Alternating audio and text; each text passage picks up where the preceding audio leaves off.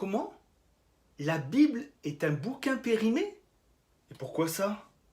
Ah, parce qu'elle parle de l'esclavage en Égypte. Mais est-ce que tu sais que aujourd'hui encore, l'esclavage est d'actualité et que cela se passe même ici, dans ton pays?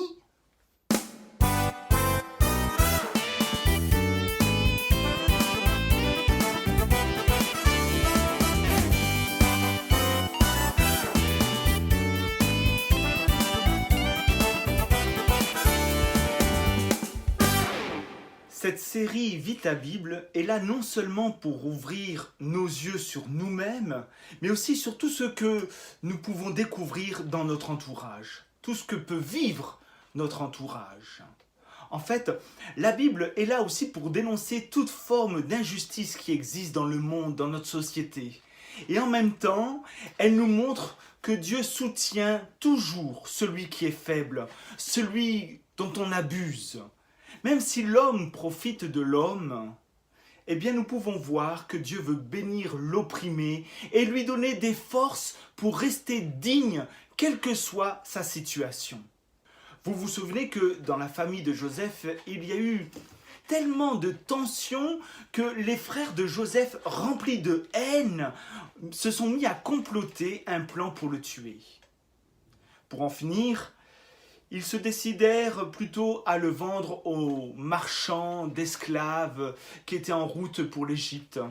Et ses frères ont également imaginé, après avoir vendu Joseph, un petit stratagème pour faire croire à leur père que Joseph a été tué par une bête féroce, laissant maintenant sur le trottoir, devant leur maison, leur père inconsolable. Si vous ouvrez votre Bible dans la Genèse au chapitre 39, nous pouvons lire ceci.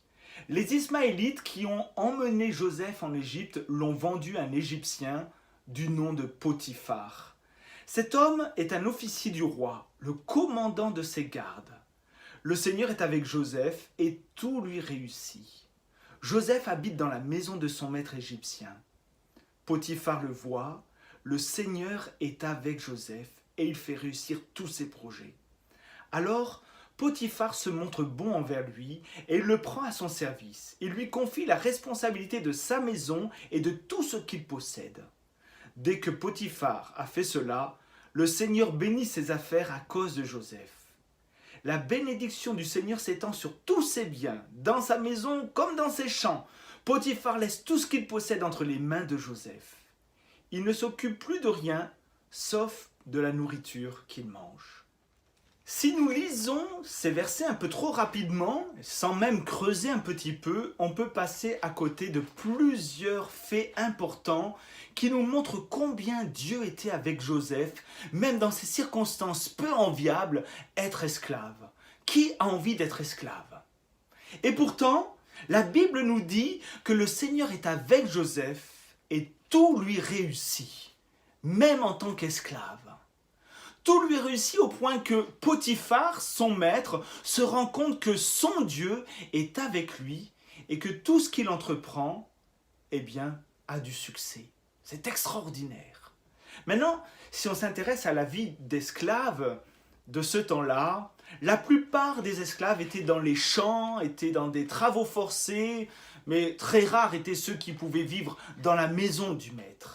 Être esclave dans la maison du maître était une fonction privilégiée et c'est déjà un premier échelon dans l'avancement du travail d'un esclave. Et c'est ce que nous lisons. Au verset 2, nous lisons « Il le plaça dans sa maison ». Ça, c'est énorme pour un esclave. Moi, je ne travaille pas dans les champs, je travaille dans la maison du maître. Mais au verset 4, après le constat de tout ce qui réussit de plus en plus pour Joseph, eh bien le verset 4 nous montre qu'il va encore passer à un échelon supplémentaire, une élévation on va dire dans le travail de l'esclave. On lit qu'il établit Joseph sur sa maison. Ce n'est pas simplement qu'il le place dans sa maison, mais il l'établit. Il lui donne une fonction qui est liée au maître en fait, une fonction d'intendant de tous ses biens. Ça, c'est le second degré d'élévation pour un esclave. nous voyons bien que Dieu ne laisse pas tomber Joseph. Au contraire, il fait réussir tout le travail qui lui est imposé, et même s'il n'est pas délivré, Dieu prépare un avenir qu'il n'imagine même pas. En attendant, Joseph est respectueux et donne le meilleur de lui-même. Est-il résigné? Se réjouit-il d'être enfin reconnu pour ses compétences? Quoi qu'il en soit, il met en pratique un verset de la Bible, un verset que nous trouvons dans le Nouveau Testament, donc bien des siècles plus tard. Un verset qui parle de son attitude, une attitude digne de Jésus. L'apôtre Paul va écrire aux chrétiens qui habitent à Éphèse, dans les années environ, dans l'an 60. Et voilà ce qu'il dit, parce que de ce temps-là, il y avait encore des esclaves, il y avait des hommes libres, et parmi ces esclaves, il y avait des chrétiens. Et voilà ce que Paul écrit aux chrétiens qui étaient encore en esclavage. Il dit dans Éphésiens au chapitre 6, au verset 5, « Esclaves, obéissez à vos maîtres sur la terre avec beaucoup de respect, d'un cœur sincère, comme vous obéissez au Christ. Ne les servez pas seulement quand ils vous surveillent, comme pour plaire à des hommes, mais obéissez comme des serviteurs du Christ qui font tout de leur cœur ce que Dieu veut. Servez vos maîtres de bon cœur, comme si vous serviez le Seigneur et non des hommes. Vous le savez, ce que chacun fait de bien, il le retrouvera près du Seigneur, qu'il soit esclave ou homme libre. » Voilà ce que Paul disait aux esclaves chrétiens à Éphèse. C'est vrai que l'esclavage date depuis des siècles. On peut s'indigner, même juger ces hommes d'autrefois comme étant des barbares, oser profiter de l'homme pour avoir des intérêts. Mais en fait, le cœur de l'homme est toujours le même aujourd'hui. Il faut savoir qu'aujourd'hui, plusieurs organismes et mouvements chrétiens, dont l'Armée du Salut, combattent ce fléau que l'on appelle actuellement la traite des humains. Cela regroupe plusieurs formes d'exploitation des êtres humains, les plus courants étant la prostitution, l'esclavage, le travail forcé, mais on peut aussi inclure entre autres le trafic d'organes, la gestation pour autrui ou la mendicité forcée.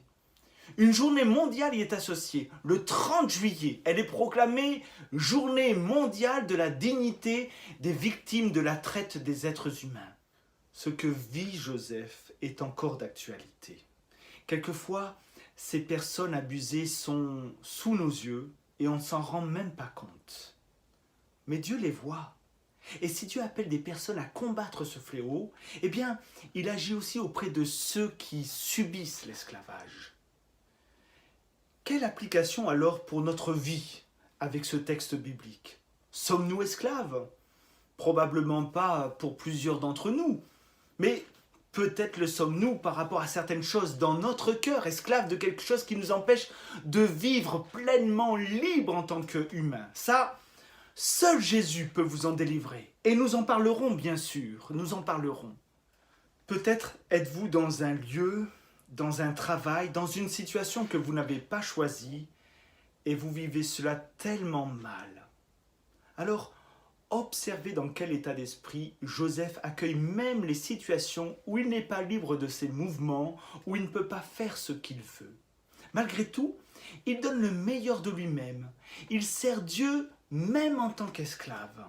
Son témoignage est tellement frappant que cela se remarque et que autour de lui, tous sont véritablement bénis. Croyez que Dieu veut et peut, même dans des circonstances inacceptables, vous bénir. Abandonnez-vous à lui et laissez-le vous utiliser, même si vous êtes dans une situation que vous n'avez pas choisie. Tu peux choisir de faire la tête, de bouder la vie parce que ta situation est lourde et inacceptable. Mais le seul moyen de traverser cette situation, c'est de t'élever au-dessus d'elle. C'est en regardant à Dieu, en accomplissant tout ce que tu fais pour lui, que les choses peuvent évoluer d'une manière surprenante. Tu seras plus léger et tu verras les choses autrement. L'idée n'est pas d'être résigné, mais de persévérer envers et contre tout, non avec de la haine, mais avec l'amour que Dieu peut te donner. L'amour, nous en avons tous besoin, mais pas de n'importe quelle manière, ni à n'importe quel prix. Cela, nous le verrons dans la prochaine vidéo. En attendant, je t'invite à réfléchir à l'état d'esprit de Joseph face à des situations si difficiles. De quelle manière il les traverse malgré tout.